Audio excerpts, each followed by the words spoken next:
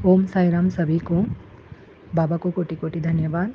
बाबा की एक अद्भुत लीला मैं शेयर करने जा रही हूँ। मैं मेघा वाराणसी से। मैं साई सचरित्र के पारायण के बारे में बताऊंगी कि अगर विश्वास और हमारा विश्वास अगर दृढ़ है बाबा के ऊपर, तो बाबा को विवश होकर के अपने भक्त की मदद के लिए आना ही होता है।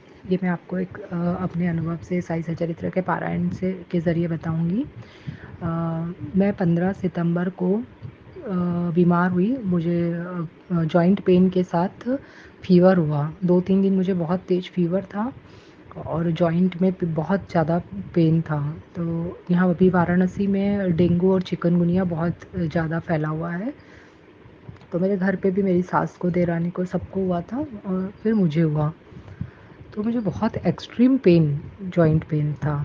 तो बुखार तो मेरा 2-3 दिन में ठीक हो गया, लेकिन जॉइंट पेन बहुत ज़्यादा था। और उसके बाद फिर मुझे रैशेज़ आए फुल बॉडी पे, वो भी 1 हफ़्ते में ठीक हो गए। लेकिन मेरा पेन बॉडी का नहीं जा रहा था। मैं एकदम उठ बैठ भी नहीं पाती थी, चल नहीं पा रही थी। बहुत ज़्यादा मैं बीमार हो गई थी जॉइंट पेन की वजह से। तो मैं एक आधी गोली आइबुप्रोफेन प्लस मतलब पेन किलर है जो, वो मैं ले रही थी। तो 6-8 घंटा बस थोड़ा-सा ठीक-ठाक रहती थी सुबह, तो कुछ थोड़ा-मोड़ा हल्का-फुल्का काम कर लेती थी। लेकिन अ, उसके बाद मेरे बहुत स्वेलिंग आने लग गई, मेरे पंजों पे, मेरे पूरे शरीर पे, हाथ पे, उँगलियों पे, सब पे। और मेरा ठीक होने की बजाय मैं और ज़्यादा बीमार होती जा रही थी। 15-17 दिन हो गए थे, कुछ भी दर्द कम नहीं हो रहा था, बल्कि और बढ़ता जा रहा था मेरे पूरे मतलब पैरों पे, घुटने पे, थाइस पे, कमर, चेस्ट, पीठ, गर्दन और ऊपर फिर दाँतों में, मसूड़ों में, और फिर मेरे एक आँख पे भी इफ़ेक्ट आने लग गया था। और मुझसे किताब तो पढ़ना होता नहीं था, तो मैं उस समय यूट्यूब से ही साई सचरित्र सुन लेती थी लेटे-लेटे, 10-12 चैप्टर दिन भर में। लेकिन और बाबा की उदी और जल भी मैं नियमित पूरा ले रही थी, लगा भी रही थी जहाँ-जहाँ स्वेलिंग थी। बाबा का उदी को पानी में पेस्ट बना कर के। बाबा पे विश्वास तो बहुत था। फिर पता नहीं 17 दिन 18 दिन हो गए, फिर मैंने सोचा कि नहीं, अब बाबा से बोलती, बाबा अब मैं मुझे तो इसी किताब पर ही विश्वास है, आप पर विश्वास है, अब मैं पारायण करने बैठती हूँ। तो आप ही करवाओगे, मुझे नहीं पता, आपको तो पता ही है कि मैं तो उठ बैठ भी नहीं पा रही हूँ, मैं कैसे इतने चैप्टर करूँगी, मुझे नहीं पता बाबा, लेकिन आपको ये सब करवाना ही पड़ेगा। और मैंने नेक्स्ट डे बाबा के आगे संकल्प किया कि बाबा मेरी मदद करो, मेरी तबीयत नहीं ठीक हो रही है, क्या कारण है, कहाँ क्या गलती हो रही है कि मेरा तकलीफ़ बढ़ते ही जा रही है। अब मैं पारायण कर रही हूँ, तो साप्ताहिक पारायण में मैं एक दिन 8 चैप्टर करती हूँ और एक दिन 7 करती हूँ। कई साल से जब से बाबा से जुड़ी हूँ, 4-5 साल से काफ़ी बार मैंने किया है साप्ताहिक पारायण, और हर बार बाबा ने मेरी मदद ही की है उसमें। तो मैंने स्टार्ट किया। फर्स्ट डे मैंने जैसे-तैसे ब्रेक दे कर के 2-3 चैप्टर करते-करते मैंने दिन भर में 8 चैप्टर कर लिए। वो दिन बीत गया। अब नेक्स्ट डे मॉर्निंग में मेरी तबीयत और ज़्यादा ख़राब हो गई। मुझसे एकदम खड़े नहीं रहा जा रहा था, जैसे मेरे पैर एकदम सुन्न होता जा रहा था। तो पता नहीं क्या बाबा ने प्रेरणा दी, मेरा मन एकदम उछट गया यहाँ से। और मेरे पापा डॉक्टर हैं नागपुर में। मैंने पापा को फ़ोन मिलाया, मैंने बोला पापा मैं वहाँ आ रही हूँ, बस मुझे वहाँ आना है, वहाँ डॉक्टर को दिखाना है, मेरी तकलीफ़ बढ़ती जा रही है, पता नहीं क्या हो रहा है, मेरे से दर्द अब बर्दाश्त नहीं हो रहा है। तो पापा भी घबरा गए कि एकाएक एकदम से ये क्या बोल रही है वहाँ आने के लिए। तो पापा बोले ज़रा रुक, मैं एक डॉक्टर को तेरी रिपोर्ट भेज करके बताता हूँ क्या बताते हैं वो। तो पापा ने मेरी रिपोर्ट अपने किसी सीनियर डॉक्टर के पास भेजी। तो जब मैंने यहाँ सारे अपने ब्लड टेस्ट 2-2 बार करवाए थे, तो उसमें काफ़ी सारे टेस्ट मेरे हो चुके थे। तो मैंने डेंगू का भी टेस्ट करवाया था, लेकिन पता नहीं बाय मिस्टेक ना हम लोगों को किसी को भी यहाँ नहीं समझ में आया, इतनी सारी रिपोर्ट्स थी उसमें कि मेरी डेंगू की रिपोर्ट ही नहीं थी उसमें। और मेरा सीआरपी बहुत बढ़ा हुआ था, इन्फेक्शन मेरे बॉडी में बहुत हो गया था। तो उन्होंने, डॉक्टर ने देखा कि बोला टाइफाइड भी नहीं, मलेरिया भी नहीं है, लेकिन डेंगू की रिपोर्ट मिस है यहाँ पर और सीआरपी बहुत बढ़ा हुआ है, तो उनसे कहो कि उन्हें हॉस्पिटलाइज्ड हो, मतलब एडमिट होना पड़ेगा और उनका सोनोग्राफ़ी है, चेस्ट का एक्स-रे और अभी कुछ ब्लड टेस्ट ये सब होंगे तभी पता चलेगा कि कहाँ पर पर्टिकुलर वो इन्फेक्शन है। तभी सब मेडिसिन्स वग़ैरह होएगी। तो पापा ने मुझे ये चीज़ बताई, मैंने बोला तब तो मैंने बोला पापा मैं तो यहाँ तो एडमिट कोई हाल में नहीं होने वाली हूँ, मैं बस आ रही हूँ उधर नागपुर। आजकल का जो भी मुझे जितने भी जल्दी से जल्दी का तत्काल का टिकट मिलेगा मैं आ रही हूँ बेटे को लेकर के।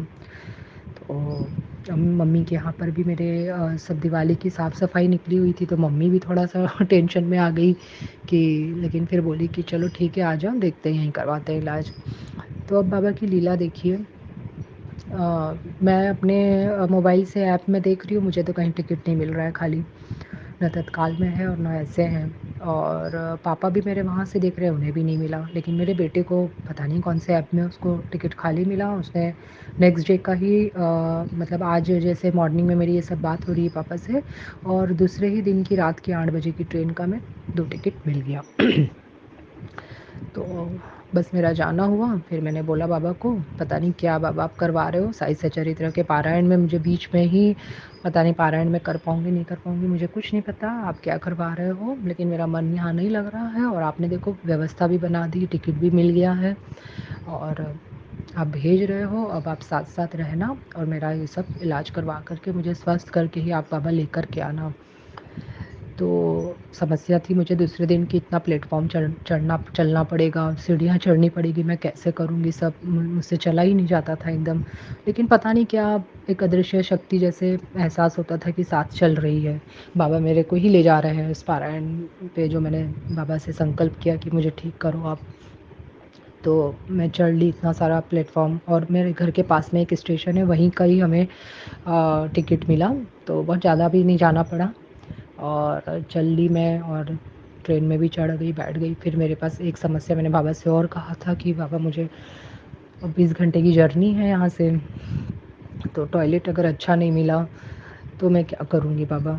तो अब मेरे घुटने भी नहीं मुड़ते थे। मैंने कहा वेस्टर्न टॉयलेट नहीं मिला तो और वो भी साफ़-सुथरा नहीं मिला तो क्योंकि मेरे रिपोर्ट में यूरिन इन्फेक्शन भी आया था थोड़ा, तो वो भी मुझे बहुत टेंशन हो रही थी।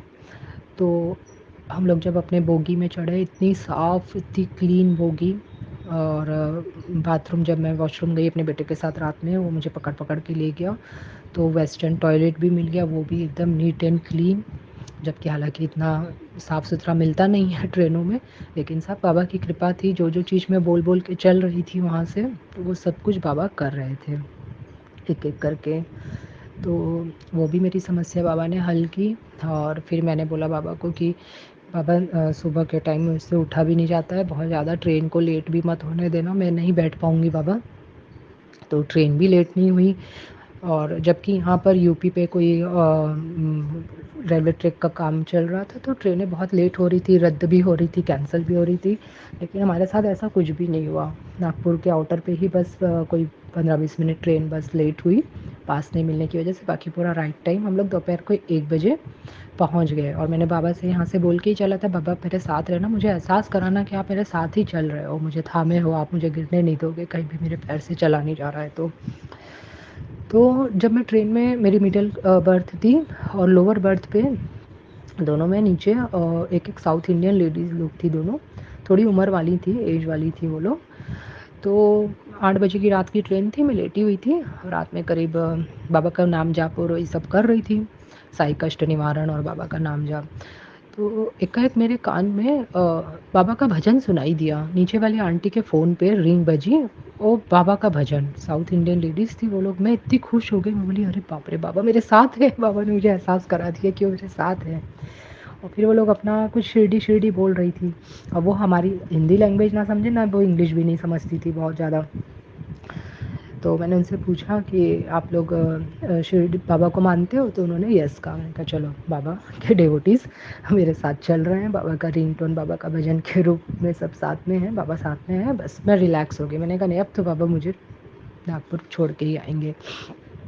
पहुँच गई मैं और टाइम से और फिर शाम को मैं 5 बजे पापा के साथ डॉक्टर के यहाँ गई और मैंने ये भी कहा था बाबा से कि बाबा मुझे प्लीज़ आप एडमिट होने की नौबत मत लाना, आप मेरा ऐसे ही इलाज करवा देना, मुझे बहुत डर लगता है अब एडमिट होने के नाम से तो।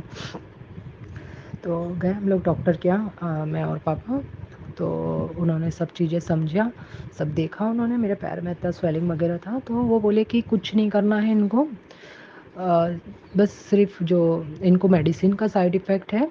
तो मैं एकदम मतलब मैं इतने दिनों में मैं भूल गई थी कि मुझे पेन किलर भी सूट नहीं करती है। जितनी बार भी मैं कभी-कभार काम पड़ता था तो एक आध गोली खाती थी तो मुझे बहुत अनईज़ी फ़ील होता था, मेरी आँख में स्वेलिंग आ जाती थी और बहुत शरीर में एकदम भारी-भारी अजीब-सा महसूस होता था, सुस्ती आ जाती थी खूब। तो मैं कभी ज़्यादा वैसे खाई नहीं, लेकिन ये फर्स्ट टाइम था मुझे जो इतना दिन में आधी-आधी गोली खा रही थी, क्योंकि मुझे बहुत एक्सट्रीम पेन था जोड़ों में, जॉइंट्स में। तो उन्होंने कहा कि बस ये वाली जो दवा खा रही है उसको बंद करें, सिर्फ़ कैलपॉल लें दिन में 3 बार बस। 2 दिन में ही इनकी स्वेलिंग उतर जाएगी और दर्द धीरे-धीरे जाएगा। जब तक दर्द रहेगा तब तक बस 3 टाइम, फिर 2 टाइम और फिर बाद में 1 टाइम अपना कैलपॉल लें। पानी खूब पिएँ और कोई टेंशन लेने की ज़रूरत नहीं है, एकदम स्वस्थ हो जाएगी। और एंटीबायोटिक भी मुझे सूट नहीं करती है, तो वो भी चीज़ वहाँ मतलब पापा ने मेरी इतनी बड़ी मदद की है कि मुझे हमेशा के लिए अलर्ट करवाया। मुझे एंटीबायोटिक मैं जब भी यहाँ कभी काम पड़ता था मैं लेती थी, तो कुछ-कुछ नॉर्मल एंटीबायोटिक तो मुझे सूट कर जाती थी और कुछ-कुछ से मुझे बहुत लूज़ मोशन और कुछ-कुछ दूसरा ही कुछ-कुछ होने लगता था, हाइपर एसिडिटी, पेट में दर्द, ये सब। तो बाबा ने मेरी इतनी बड़ी ये समस्या हमेशा के लिए हल कर दी वहाँ भेज कर के कि मुझे अब कभी पेन किलर नहीं लेना है और एंटीबायोटिक्स भी नहीं लेनी है। उन्होंने, डॉक्टर ने बताई एक एंटीबायोटिक एज़िथ्रोमाइसिन, बस वही बोला ज़रूरत पड़े तो लेना, अदरवाइज़ जितना हो सके अपना छोटी-मोटी चीज़ पे तो ध्यान ही नहीं देना शरीर की, ऐसे ही ठीक हो जाएगी। बहुत ज़्यादा रहा पेन का तो कैलपॉल लेना और नहीं तो फिर मुझसे वहाँ फ़ोन करके कंसल्ट कर लेना, मैं बता दूँगा। तो मैंने कहा चलो अच्छा हो गया ये हमेशा के लिए कि मुझे समझ में आ गया कि ये मुझे दवाइयों का ही रिएक्शन होता है। और 2-3 फिर उस दिन का तो पारायण मेरा हो नहीं पाया, मैं ट्रेन में थी तो, और आने के बाद भी उस दिन डॉक्टर के यहाँ जाना, मैं बहुत टायर्ड भी हो गई थी, बहुत दर्द भी था, तो मैं 7-8 चैप्टर पीछे हो गई थी। अब अब नेक्स्ट डे मेरे पास और एकदम डबल चैप्टर 15-16 चैप्टर हो गए। मैं बोली अब मैं इतने चैप्टर कैसे करूँगी? अभी तबीयत भी इतनी ठीक नहीं हुई थी। लेकिन पता नहीं बाबा ने कैसे मतलब मैंने फ्राइडे को स्टार्ट किया था और थर्सडे को मेरा पारायण कंप्लीट होना था। तो बाबा ने लास्ट के 2 डेज़ तो मुझे इतने मतलब मिरेकल लगे वो, कि बाबा ने पता नहीं इतनी स्मूथली मेरे से पढ़वा लिया कि मुझे समझ ही में नहीं आया, मुझे कोई थकान भी नहीं आई और मेरे चैप्टर इतने स्पीड में ख़त्म हो गए और मेरा पारायण कंप्लीट बाबा ने करवा दिया। और तबीयत भी धीरे-धीरे ठीक होती गई। 9 दिन मैं वहाँ रही और फिर वहाँ से आने के टाइम पर भी बाबा को यही बोली, बाबा बस अब टिकट बन गया है रिटर्न, अब घर जाना है। कुछ चलने लायक तो आपने बना ही दिया है, बाकी आप पे पूर्ण विश्वास है, आप पूरा मुझे स्वस्थ कर ही देंगे कुछ टाइम पे। और लेकिन अब आप लेकर आए हो, अब आप साथ में लेकर भी मुझे चलोगे, आप मेरे साथ में ही रहोगे। तो निकलने के 1 दिन पहले 10 को मेरा वहाँ से निकलने का था, 9 तारीख को मेरी छोटी वाली भाभी अपने कमरे में अलमारियाँ वगैरह सफाई कर रही थी, तो एक बाबा की छोटी-सी किताब क्या था, आरती संग्रह पॉकेट बुक थी। तो पता नहीं कब से उन लोगों के पास पड़ी होगी, वो लोग बाबा को इतना मानते नहीं हैं, मैं ही बाबा की भक्त हूँ। तो वो मेरे पास में लाके मुझे उसने हाथ में दिया, बोला ये ले लीजिए आप।